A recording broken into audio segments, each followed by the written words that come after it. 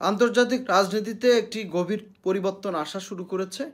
ইতিমধ্যে আপনারা জেনেছেন যে আমেরিকা তাদের রাজনৈতিক কৌশল কিন্তু পরিবর্তন করা শুরু করেছে। ডোনাল্ড ট্রাম্প তিনি চায়নার সাথে রাশিয়ার সাথে সম্পর্ক উন্নতি করতে যাচ্ছে। জো বাইডেন তিনি ক্ষমতা ছেড়ে দেওয়ার পরেই ক্ষমতা গ্রহণ করছেন 25 তারিখে। আপনার ডোনাল্ড ট্রাম্প তার শপথ অনুষ্ঠানে ভারতের প্রধানমন্ত্রী নরেন্দ্র মোদীকে আমন্ত্রণ এখনও পর্যন্ত জানানো হয়নি। তাহলে আমূল একটি পরিবর্তনের দিকে কিন্তু যাচ্ছে। বিশ্ব অর্থনীতি এবং রাজনীতিতে যে একটা গভীর পরিবর্তনের লক্ষ্য ধারণা করা হচ্ছিল সেটি কি তাহলে হতে চলেছে? আমরা সেটাই দেখছি যে মার্কিন যুক্তরাষ্ট্রের নির্বাচন একটি পৃথিবীর অল টাইপের নির্বাচন। এই নির্বাচনকে ঘিরে বিশেষ করে দক্ষিণ এশিয়া, মধ্যপ্রাচ্য, রাশিয়া, ইউক্রেন যুদ্ধের সাথে সাথে গাজা যুদ্ধ নিয়ে একটি বড় অবস্থান ছিল। গাজা যুদ্ধের শেষ জো বাইডেন তিনি তার সর্বশেষ যেটি করেছেন যে ইসরায়েলকে সর্বশেষ তিনি রাজি করতে সমর্থন হয়েছেন যে গাজায় আর নতুন করে কোনো যুদ্ধ হবে না এবং যুদ্ধবিরোধী হচ্ছে। সারা ওয়ার্ল্ড ইতিমধ্যে কিন্তু উল্লাসে ফেটে পড়েছে। কিন্তু ফিলিস্তিনির এই যুদ্ধ যে প্রায় 50,000-এর বেশি মানুষের জীবনকে তারা কেড়ে নিয়েছে, যারা অসহায় ছিল, নিগ্রহ ছিল, যাদেরকে একদমই তাদের জন্মভূমি, তাদের অবস্থানকে তাদের জায়গায় তাদেরকে হত্যা করা হয়েছে। শিশু থেকে শুরু করে একেবারে সবাইকে হত্যা করা হয়েছে। সুতরাং এখানে মার্কিন রাজনীতিতে কি ধরনের পরিবর্তন আসছে এবং গাজা নীতিতে তাদের যে অবস্থান, সর্বশেষ আপনারা দেখেছেন যে যখন প্রেস কনফারেন্সে ব্রিফিং করছিলেন জো বাইডেনের পররাষ্ট্রমন্ত্রী, তিনি তার ওই জায়গায় যখন তিনি প্রেস ব্রিফিং করছিলেন তখন একজন সাংবাদিক তিনি গাজা ইস্যুতে নিয়ে প্রশ্ন তুলেছিলেন, তাকে কিভাবে টেনে হিসড়ে তাকে প্রেস কনফারেন্স রুম থেকে আলাদা জায়গায় নিয়ে যাওয়া হয়েছে। এই যে অবস্থা, এই ধরনের অবস্থা মার্কিন যুক্তরাষ্ট্রের ইতিহাসে নতুন করে, এবং এটা একটি শেম। মার্কিন যুক্তরাষ্ট্রের রাজনীতিতে যে নতুন পরিবর্তনের অবস্থা সেটা আমরা আরও দেখতে পাই যে আপনার ট্রাম্প প্রশাসন আসার আগেই মুসা বার্নিকাট, যিনি বাংলাদেশের রাষ্ট্রদূত ছিলেন, সহ 3 জন জ্যেষ্ঠ কূটনীতিককে পদত্যাগ করতে বললেন ট্রাম্পের সহযোগীরা।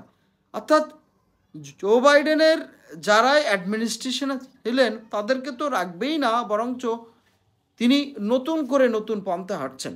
এবং ট্রাম্প তিনি যদি এই পরিবেশ তৈরি করেন যে অভিবাসী ব্যাপার এবং সর্বশেষ যে ইউক্রেন রাশিয়ার যুদ্ধ নিয়ে অন্যান্য ব্যাপার নিয়ে তিনি যেভাবে কাজ করে যাচ্ছেন সেটা যদি সত্যিকার অর্থে ফলপ্রসূ হয়, তাহলে কি আমাদের দক্ষিণ এশিয়ার রাজনীতি কোনো পরিবর্তন আসবে কিনা, এটাই আমাদের প্রশ্ন। আর দক্ষিণ এশিয়ার রাজনীতিতে একটি পরিবর্তন আসবে। ভারত ইতিমধ্যে আউট হয়ে গিয়েছে এবং ভারতকে ইতিমধ্যে ডোনাল্ড ট্রাম্প তিনি এক সাইড জায়গায় রেখে দিয়েছেন। ভারতের কর্মকাণ্ড আমেরিকাকে স্যাটিসফাইড করতে পারে নাই এবং আমেরিকাকে টক্কর দেওয়ার জন্য ভারত যেভাবে পাইতারা শুরু করেছিল, যে তারা রাশিয়ার সাথে সম্পর্ক রেখে তেল, গ্যাস, সব রকমের লেনদেন, এমনকি সুইফটের চিন্তাভাবনা থেকেও কিন্তু সব কিছুই তারা করেছে, কিন্তু সেটাকেও আমেরিকা পাত্তা দিচ্ছে না। এবং আমেরিকা মনে করছে যে আমেরিকার স্বার্থের বিরুদ্ধে যখনই যেও যাবে তখন আমেরিকা তার বিরুদ্ধে সর্বোচ্চ পরিমাণে তার বিরুদ্ধে অ্যাকশানে যাবে। আপনারা দেখেছেন নরেন্দ্র মোদীর সাথে ডোনাল্ড ট্রাম্পের সম্পর্ককে, যখন ডোনাল্ড ট্রাম্প ক্ষমতা আসলেন তখন, অর্থাৎ তিনি যখন নির্বাচিত হলেন তখন ইন্ডিয়ানদের ভাব এমন হলো যে ইন্ডিয়ারাই সম্ভবত মার্কিন মূল্যকে আসন দখল করেছে। কিন্তু সেই জায়গায় যে স্পষ্টতা আসছে যে না, এটাকে কোনোভাবে আর জনগণ মেনে নেবে না। আমেরিকা তার যে পররাষ্ট্র পলিসি, সেই পররাষ্ট্র পলিসি সম্পূর্ণরূপে স্ট্রং, এবং তারা ভারত মনে করেছিল যে তারা এই আমেরিকাকে যেটা বলবে সেটা কিন্তু জনগণ হিসেবে, ভারতের নাগরিক হিসেবে যারা সেখানে এই মনোভাব তৈরি করেছিল, আজকে তাদের অবস্থানটা কোথায়? ইতিমধ্যে দেখেছেন যে ভারতের ভিসা রেস্ট্রিকশান এমনভাবে পড়েছে যেটা অকল্পনীয়। এই যে জায়গাগুলো, এই যে অবস্থানগুলো দেখছেন, এটা মূলত আমাদের ভাবায় যে আমেরিকার রাজনীতিতেও পরিবর্তন আসবে, পাশাপাশি বাংলাদেশের রাজনীতি এবং দক্ষিণ এশিয়ার, মধ্যপ্রাচ্য সহ সারা ওয়ার্ল্ডের রাজনীতি একটা পরিবর্তন আভাস আমরা পেতে পাচ্ছি। এবং যদি ডোনাল্ড ট্রাম্প তিনি তার অবস্থান জায়গা থেকে গণতন্ত্র, মানবাধিকার, যে কথাটি আমি বললাম যে জো বাইডেনের উত্তরসূরি হিসাবে কি ডোনাল্ড ট্রাম্প যদি আসতে থাকে, তাহলে বাংলাদেশ এবং জনগণের প্রত্যাশার যে জায়গা এবং দক্ষিণ এশিয়ার রাজনীতিতে ভারতের যে আধিপত্য, সেই জায়গাটা তারা খেলা, ভারতের যে দাদাগিরি সেটা কিন্তু বন্ধ হচ্ছে। এবং ভারতের দাদাগিরি বন্ধ হওয়াটা কতটা জরুরি সেটা আমেরিকা হাড়ে হাড়ে বুঝতে পেরেছে। সুতরাং আমাদের ভাবার বা দেখার কিছু নেই, শুধুমাত্র অপেক্ষা করতে হবে যে ডোনাল্ড ট্রাম্প তার পাওয়ার যখনই গ্রহণ করছেন তখন তিনি আসলে রাজনীতিতে কী কী পরিবর্তন নিয়ে আসছেন। এবং এটাই সবচেয়ে গুরুত্বপূর্ণ যে ভারতকে টাটা বাই বাই দেওয়ার মতন সময় কিন্তু এসেছে। এবং ভারত যদি মনে করে যে টাটা বাই বাই তাদের জন্য ফলপ্রসূ বা তারা এটাকেই বেশ ভালোভাবে অ্যাকসেপ্ট করছে না, তখন ভারতের জন্য বেশি সমস্যা। বরঞ্চ ভারত তাদের অবস্থানের জায়গায়, বিশেষ করে দক্ষিণ এশিয়ার রাজনীতিতে তাদের যে তাদের অবস্থান যে তারা খুব সংকীর্ণ করে ফেলেছে সেটা স্পষ্ট।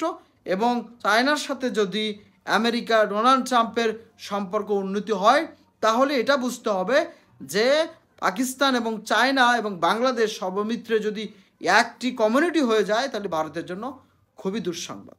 আমাদেরকে সেই জায়গা পর্যন্ত অপেক্ষা করতে হবে।